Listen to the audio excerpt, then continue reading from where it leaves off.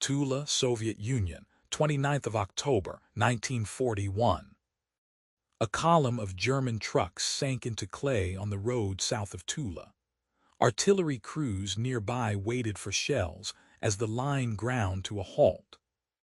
Guderian's 2nd Panzer Army, German armored army-level formation, had to seize Tula to turn Moscow's southern flank before winter. This is the story of how road, weather, and truck-based logistics collided to stall that first assault. The mud had a name: rasputitsa, seasonal mud period on Eastern European roads. By late October rains, the unpaved routes became a viscous surface that swallowed axles. Fuel and ammunition moved more than 150 kilometers from the nearest rail supply points over single-track dirt roads at walking speed, while trucks burned extra fuel, winching each other free, and horses sometimes did better. Meanwhile, the Soviet 50th Army dug in on Tula's approaches with anti-tank ditches and guns, so the first German push arrived low on fuel and short of shells, and stalled on the edge of the city. The pause let the defense tighten and the mud deepen, a preview of how distance, weather, and road quality could wreck plans as surely as enemy fire. Orel, Soviet Union, 5th of October, 1941. The last slabs of gravel ended north of Orel, and the road turned to brown dust. Trucks rolled past the final railway crossing toward Tula, canvas tarps snapping in a rising wind. If Tula fell fast, Moscow's southern approaches would be exposed. If it held, time and weather would become allies for the defense. The map looked simple. Orel to Tula was roughly 180 kilometers, about 110 miles, a straight push up the rail line that ran toward Moscow. Tula mattered beyond its name on a timetable. It anchored converging rail lines and long-established armaments works, a place where supply and industry met. The German plan leaned on momentum. Guderian's 2nd Panzer Army, German armored army-level formation, wanted to seize Tula in stride, then pivot northeast. That turn would align with Army Group Center, German Central Army Group facing Moscow sector, for a drive into Moscow's flank. Every extra kilometer before that pivot fell on trucks and drivers already clocking double shifts. Railways could not close the gap. The Soviet network used broad gauge, wider Russian rail track than European standard, and conversion did not keep up. Bridge repairs and relayed rails trailed days behind the front. The nearest railhead, forward rail unloading point for supply, remained far south, and that distance kept growing as the spearheads advanced. On paper, trucks were the bridge from rail to front. In reality, the road south of Tula set the tempo. Most of the network was dirt, with brief paved stretches near larger towns. Planners designated a rollbahn, designated main supply road, and funneled hundreds of vehicles onto that single artery, then backed them into village lanes when bottlenecks formed at wooden bridges or sharp bends. A typical 3-ton truck, Opel Blitz, a standard German 3-ton cargo truck, hauled 2 to 3 tons on firm surfaces. It burned about 40 liters per 100 kilometers on good roads. A one-way trip from Orel to Tula used roughly 72 liters. A round trip took about double. Distance ate payload, because a growing share of each convoy's lift moved the fuel needed for the next run. That math hardened as the surface degraded. Dust clogged filters and cut power even before the rains began. A convoy that slowed for chokepoints and detours consumed more fuel and more driver hours for the same load. The further forward the line of troops moved, the less tonnage actually arrived. Maintenance dragged on the column. Germany fielded a mixed fleet of makes and models after raids on European factories and hurried mobilization. Spare parts did not match across brands. By early October, company mechanics were already cannibalizing wrecks to keep favorite vehicles running, a survival tactic that shrank the fleet with every breakdown. Tracked help was not plentiful. Half-tracks, tracked-wheeled tractor for towing loads, were scarce and prioritized for moving guns and recovery work. They did not haul routine cargo. Horse teams could pull wagons on soft shoulders, but they moved at a different pace and needed their own fodder, another demand on the road. The enemy did not wait. Around Tula, Major General Ivan Bolden's 50th Army dug in along the approaches. They cut anti-tank ditches, strung wire, and turned villages into strongpoints facing the likely lines of advance. Rail embankments and stream beds gave the defense ready-made spines. Timetable pressure was not a phrase on a whiteboard. Every day the trucks sat, crews at Tula poured concrete in the ditches, sighted more guns, and shifted reserves closer to the rail stations behind the city. The calculus was simple and cruel. Speed opened options, delay closed them.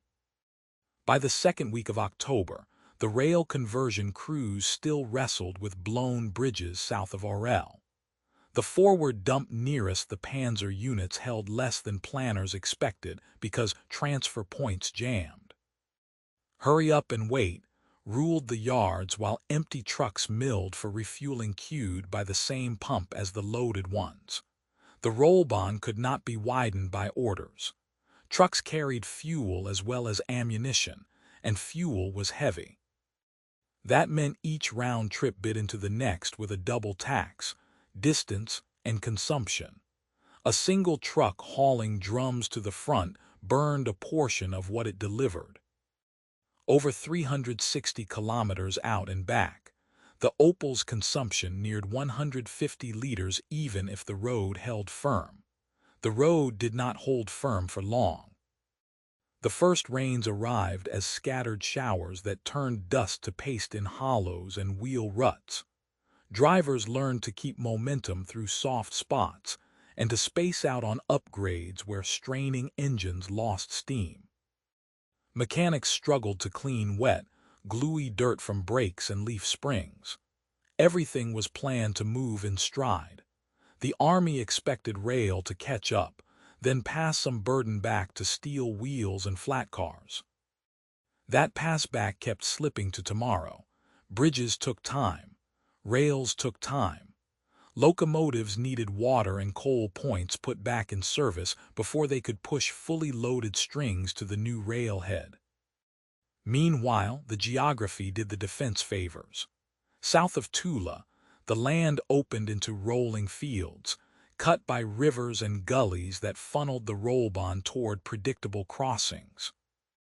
Paved patches around towns tempted drivers to speed, but only until the next wooden span or ungraded bend.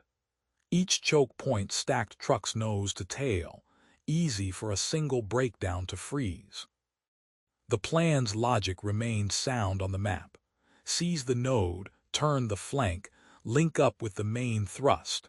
The execution faltered at ordinary places with ordinary problems. Fuel, tires, and time were not abstractions. They were barrels, rubber, and driver hours, all finite. As columns left the last gravel outside Orel, rain began to drum on canvas tarps. Late October rain set in and did not let go. Clay-heavy fields south of Tula drank until they could not, then pushed water back to the surface. Under traffic, the roadbeds turned to porridge. A single bogged lorry froze a kilometer of column behind it. The difference from France was structural. French national routes had stone bases and drains. These Russian tracks were compacted earth with occasional gravel, laid over clay that held water. Each axle load pumped that water upward, liquefying the surface and driving ruts to axle height within hours. The convoy math broke at once. On firm roads, a 3-ton truck burned about 40 liters per 100 kilometers. In the mud, it gulped 80 liters or more per 100 kilometers, and much of that went to idling, spinning, and winching. Drivers dumped cargo to keep momentum. Half loads meant twice the trips for the same tonnage, with more fuel consumed for less delivered. Recovery work multiplied in cost time. Chains snapped under shock loads. Wheels spun, then tires smoked. Clutches overheated and burned, especially on older makes. Air filters clogged with wet grit even after crews cleaned the oil bath screens by the roadside. Breakdowns spiked daily. Tow tractors were committed to the worst points and could not be everywhere at once. Night moves turned from slow to treacherous. Vehicles slid off narrow causeways. Winch teams felt for anchor points by flare light and guessed at the edge of ditches. Engineers worked the only remedy they could carry. They felled birch and pine and laid corduroy road, log road laid over mud on the softest stretches. It worked for a day at most. Every pass needed the logs deeper until they vanished into the ooze. Then the team started again a few meters ahead. Timber had to come from somewhere. Pioneer platoons hauled poles by hand and cart, while local stands thinned to stumps. The manpower bill was constant, hundreds of man-hours to keep a few hundred meters passable. The halts grew longer than the movement. March tables that once assumed 20 to 30 kilometers per hour now recorded progress in the time to cover a village. Trucks crept at walking pace, 3 to 5 kilometers per hour in the best stretches, less when a lead vehicle bogged on an upgrade. Drivers spaced out to avoid bunching, and then closed up again at a broken bridge or a ditch churned by the unit ahead. The road became a moving workshop and a recovery yard. At the rear, the railheads jammed. Sidings, auxiliary rail tracks for parking and loading, were few and short. Trains arrived faster than the yards could clear them. There were too few cranes and too few laborers trained to rig loads quickly. Forklifts were rare. Hand winches and ramps did the job slowly. Rain soaked the cinder yards and the same clay worked into the ballast.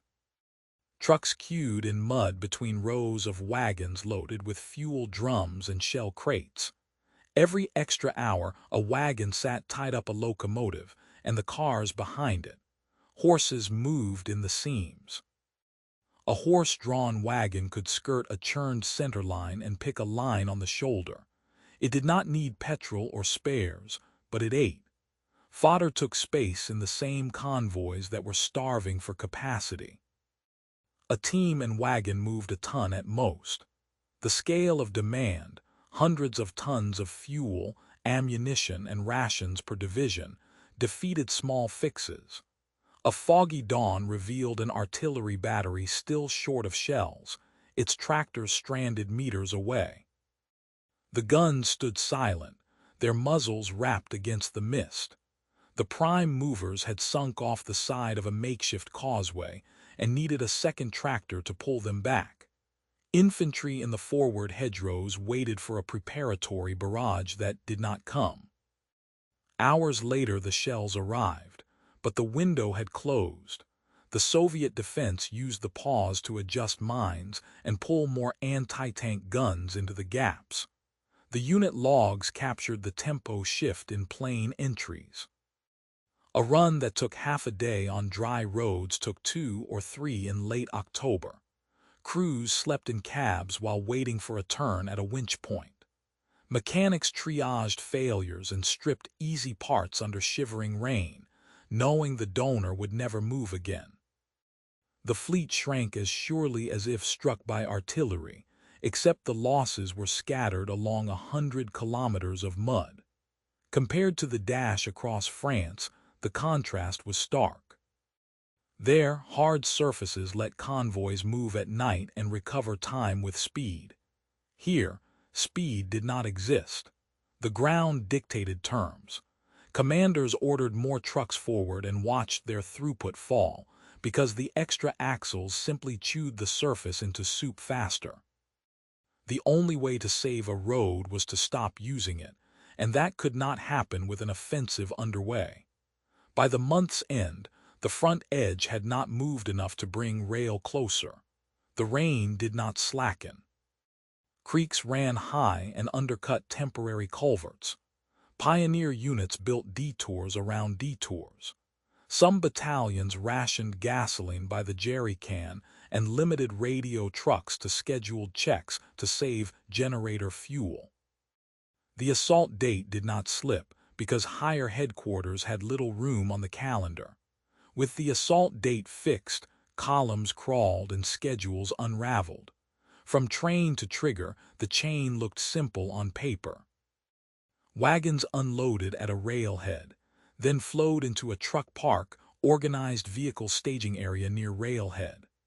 Convoys pushed up the rollbahn to divisional dumps, forward supply stockpile for a division, and from their hand carts, wagons and small trucks carried loads to the front. A small freight train's worth of cargo, about 600 tons, was the test case. Gauge conversion lag and blown bridges kept the dependable railheads far to the rear. The broad gauge lines needed new sleepers, rails, and intact spans before locomotives could reach forward. That work trailed the advance by days, sometimes a week, so trucks bridged 150 to 200 kilometers that rail should have covered. Each extra stage added handling, time, and loss. On dry ground, a 3-ton class lorry averaged about 2.5 tons per trip once empty runs and loading losses were considered. Moving 600 tons demanded roughly 250 trips, a number within reach for a regimented truck park and a clear road. Mud-halved loads. Now the same 600 tons required around 500 trips, and each trip consumed more fuel to deliver less. The time profile broke first. A run that took a day in early October, including loading and refueling, became a 2-day grind by the last week of the month. That cut effective daily tonnage in half before a single crate went missing. A company with 60 trucks that once pushed close to 150 tons a day saw 70 tons on a good day, and far less when a bridge or bog blocked the line. Adding more vehicles did not fix it. The extra axles chewed the surface faster. Fuel carried itself at a cost. A round trip of roughly 360 kilometers on firm roads burned about 150 liters per truck. In mud, that figure climbed toward 300 liters with idling, winching, and detours. For the 250 trips needed to move a train load, the fuel burned by the fleet could fill a small depot. For 500 trips in mud, it became a moving tax that erased gains, especially when the cargo was petrol for the tanks ahead. Space inside the chain was finite, and demands competed. Petrol for armor outranked shells for guns and flour for field kitchens when staff officers chose what to load. The effect showed at the guns on the 29th of October. Artillery batteries fired reduced rates, holding back rounds for the main assault window because the forward dumps did not refill overnight. The problem was not a lack of shells in theater. It was a lack of reliable throughput on the final 100 kilometers, where picked up where arithmetic left off. Spare parts were thin, and workshops cannibalized trucks to keep others moving. Daily readiness slid as vehicles waited on tires, springs, clutches, and magnetos that never arrived. Tire failures multiplied when chains ground through sidewalls. Mud hit rocks and stumps that cut casings.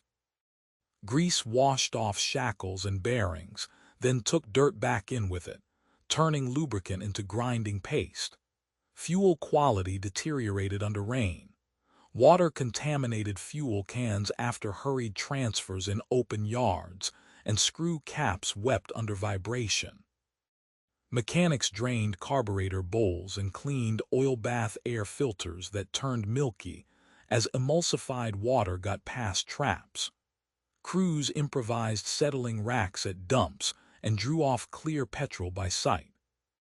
Even then, engines stumbled under load on soft ground, wasting more of the expensive movement on misfires.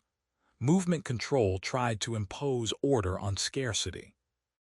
Feldgendarmerie, German military police directing traffic and security, set one-way intervals on narrow rollbahnen and held convoys at checkpoints until the opposite flow cleared. Any miscue froze the whole road. Half-tracks remained busy as recovery vehicles, and prime movers, heavy tractor used to tow guns, pulled artillery and stuck lorries through the worst stretches. There were not enough of them to match the demand, so queues formed around every dip and upgrade. The opposition found seams and widened them. Soviet raiding parties cut telephone wires, mined culverts, and shot up night columns with machine guns, then melted into the dark.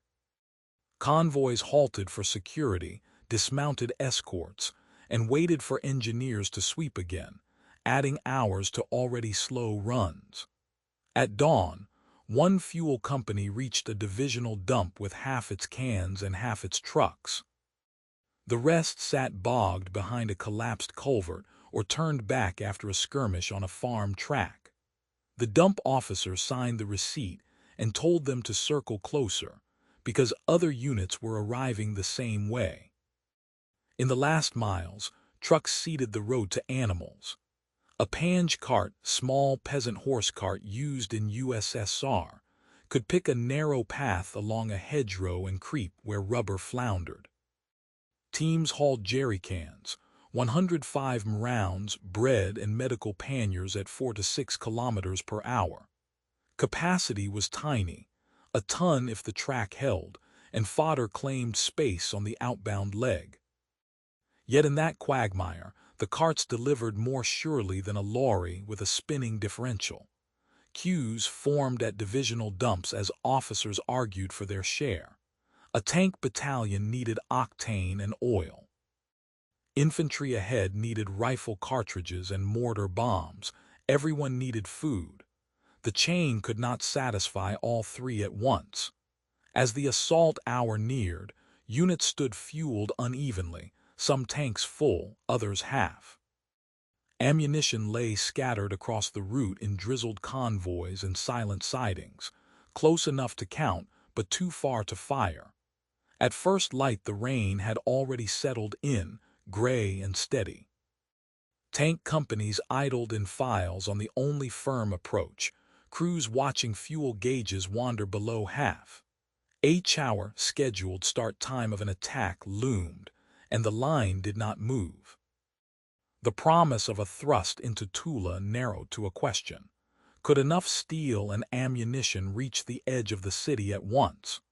The Soviet 50th Army waited behind trenches and anti-tank ditches, gun nests sited to cover the few usable causeways. Mud did the rest, forcing German movement into predictable lanes and smothering any attempt to fan out. Flanking tracks looked solid until a heavy vehicle tried them. A few meters later, axle-deep ruts swallowed momentum and then the vehicle. The terrain chose the battle's shape, and it chose bottlenecks. Artillery opened with less than planned. Batteries that should have fired long screening barrages cut to quick concentrations, then paused to conserve rounds. Some guns fell silent and waited for resupply that crawled on the same roads as the tanks. Corrections reached the rear slowly. Radios worked in principle, but waterlogged sets drifted, and radio nets, coordinated groups sharing a frequency, stretched thin as antennas failed and relays moved off schedule. When the armor finally rolled, it rolled into a puzzle. On firm patches, tanks and assault guns leapt forward, then braked behind a single disabled truck that blocked a causeway. The lorry had thrown a half-shaft in a churned dip and slewed sideways. Recovery crews were already committed 3 bends back, dragging a prime mover, heavy tractor used to tow guns, out of a ditch where it had slid while trying to tow something else. Orders went out to push the truck off by brute force. Several engines strained, tracks spun, and the roadbed liquefied into a trough. Infantry time to ride the barrage's back edge arrived late and scattered. A platoon emerged from one hedgerow as another, blocked earlier by a broken culvert, detoured 2 kilometers and arrived at an empty rendezvous. Battalion plans slipped by hours, then lost meaning as company commanders improvised under the clouds with the units at hand. Overhead, Luftwaffe sorties were rare. Low cloud and sodden forward strips, improvised frontline airfields, kept fighter-bombers grounded or pushed them to distant bases. Air support came as brief flashes between squalls, then vanished. The defenders knew the rhythm. Soviet gunners waited for the cued silhouettes to stack on the road and then walked shells along the halted line. A minefield laid in the night detonated under the first wave to try the shoulder, forcing the survivors back onto the main path. Then the shelling picked up again. Mortars hammered assembly points. Anti-tank guns clipped lead vehicles and forced the rest to fan out into the mud, where they bogged and offered better targets. A small counterattack pushed into a shallow salient, a protruding frontline bulge, created by the morning gains, and squeezed it from both flanks until the units inside pulled back to their start. Fuel turned tactical decisions into triage. Some companies launched under-fueled to meet the clock and paid for it by midday. A few tanks shut down to save what was left while others leapfrogged past, burning the route into deeper ruts and stranding the silent ones. A pioneer squad ferried jerrycans forward on a handcart, one load at a time, across a stretch where wheels sank past the hub. Gains measured in fields lost meaning when the engines at the point could not move to exploit them. The map did not lie, the speed across it did. By early afternoon, commanders shifted tone and tasks. Orders emphasized securing starting lines and re-establishing communications rather than forcing the issue in the rain. Guns re-registered their targets and waited for ammunition. Armor back to firmer ground to refuel from whatever arrived. The front went quiet in bursts that lasted longer than anyone liked. Inside Tula, civilian workers put the pause to use. They reinforced barricades with sandbags, rails, and timber, dug weapon pits along streets, and hauled concrete blocks to choke intersections. Every hour of silence threaded more obstacles into the city's approaches. Nothing about the day's failure felt dramatic.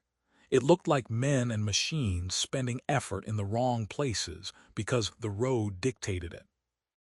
Guderian noted that mud, not only enemy fire, had become the chief obstacle. The observation was not a complaint, it was a diagnosis. Fire could be suppressed or outflanked. Mud turned a schedule into a wish. Dusk came early under the low ceiling. Rain thickened again, beating on tarps and running off helmets. Recovery teams still worked the same ditch where the prime mover had slept for most of the day. A gas torch hissed as a crew cut away a bent fender to free a winch line. The light flickered over faces and the churned slope. The road gleamed dark behind them, marked by a chain of dim lamps and exhaust smoke that never seemed to thin. The choice sharpened as the last trucks backed down to safer ground. Press forward and bleed on the road, or pause until the surface and the chain behind it could carry the weight. That was not a moral puzzle. It was logistics setting the boundary for tactics. The next day's orders would reveal which line commanders chose to follow. Silence settled by orders rather than chance. Corps and Army staffs halted major attacks and turned effort to the roads. Rollbahnen, designated main supply roads, had to be cleared, widened where possible, and kept moving in one direction at a time. Fuel and shells became the only priorities, pushed forward in depth to rebuild dumps that had bled out during the rain. Engineers worked in bands from railhead to front. They extended corduroy road, log road laid over mud, across known bogs, then cut narrow bypasses through woods to skirt the worst ruts. Feldgendarmerie, German military police directing traffic and security, imposed strict one-way intervals marked by painted boards and lamps. A column had a time window to go. The return flow waited in fields until the clock flipped. Control reduced chaos, but it also penned vehicles into long, predictable streams that were hard to protect. Convoys mixed motor and animal by necessity. Horse teams took loads that trucks could not pull off the shoulders and shuttled from divisional dumps, forward supply stockpile for a division, to front companies. Panj carts, small peasant horse carts used in USSR, hauled jerry cans, mortar bombs, and bread at a reliable walking pace. The scale was wrong, but the logic was sound. A ton moved surely beat 2 tons stuck in a churned dip. The clock now ticked in days, not hours, and the other side counted too. The Soviet 50th Army thickened its trenches, added guns to the approaches, and laid more mines on the likely lanes. Anti-tank ditches grew teeth with concrete and rails. Artillery registered on road bends and culverts the Germans could not avoid. Each cleared kilometer behind the line bought a harder kilometer in front of it. Cold nights began to crust the surface. Frost took the top inch and offered morning hope until the sun broke through and the crust failed. The coming freeze promised firmer ground, but it promised no new trucks. Attrition had a ledger. Vehicles were abandoned where recovery failed. Drivetrains burned under winching loads, and frames twisted when tow hooks yanked at odd angles. Some companies woke to find fewer than half their lorries ready, a loss rate achieved without a single enemy bombardment. Workshops sent urgent requests for clutches, springs, magnetos, and tires. The rail and road nets could not answer in time. Fuel and ammunition crowded the manifests, and cranes and crews were too few to add repair parts at scale. Cannibalization deepened as a policy rather than a stopgap. A wreck gave up a gearbox to a favorite truck, then its axles to 2 more, until the hulk became a stripped marker on the verge. Internal reporting pulled the pattern together. A truck-heavy system over unimproved roads was unsustainable in Rasputitsa, seasonal mud period on Eastern European roads. The fleet also included a high share of 4x2 lorries that were efficient on pavement and helpless in glue. Commanders shifted routes toward the scarce all-weather surfaces. Short paved stretches near towns and firm rail embankments became main arteries. That choice concentrated traffic and risk. A single breakdown, a mine, or a short artillery stonk on those points could freeze a day's effort. When the ground later froze, mobility returned as if by a switch. Trucks rolled farther on less fuel, and recovery teams moved to the edges instead of the center line. But the pause had already seeded initiative. Tula held. The southern gate to Moscow stayed closed, and the envelopment from the south did not appear. The lesson was plain in briefings and sharper in the mud. Operational plans had assumed European road standards within reach of advancing railheads. Russian autumn erased those assumptions and turned distance into resistance. A supply chain that worked in France, with stone bases and drains, failed on compacted clay. The diagnosis did not absolve anyone. It set limits. Logistics defined what tactics could attempt, and the ground wrote the rules. The beat changed with the weather. As the first hard frost glittered on half-sunk corduroy logs, Staffs drafted orders for a renewed push. Schedules reappeared. March tables promised times that men wanted to believe again. The same trucks lined up under a new sky, their numbers thinner, their drivers older by a month. Ahead lay faster ground and colder air, and behind, railheads that were still too far. The campaign moved into a new phase. Mobility improved, but reserves were thinner, workshops emptier, and the opponent stronger for the days just won. The warning traced back to the mud before Tula, where the road first broke the plan. The front would move again, and quickly for a time. The cost of that speed had already been paid. Back on the road south of Tula, the same convoy spun its wheels and burned fuel while hours slipped away. What failed was not courage, but the road, the weather, and the plan's assumptions about trucks bridging long distances until rail arrived. The rasputitsa turned payloads into wasted motion and exposed a mixed 4x2 heavy fleet as the wrong tool for clay and corduroy. That first stalled assault showed an army could not ride trucks across a Russian autumn. The freeze restored movement but not depth. Speed returned without surplus. Momentum, once lost on that muddy verge, did not come back.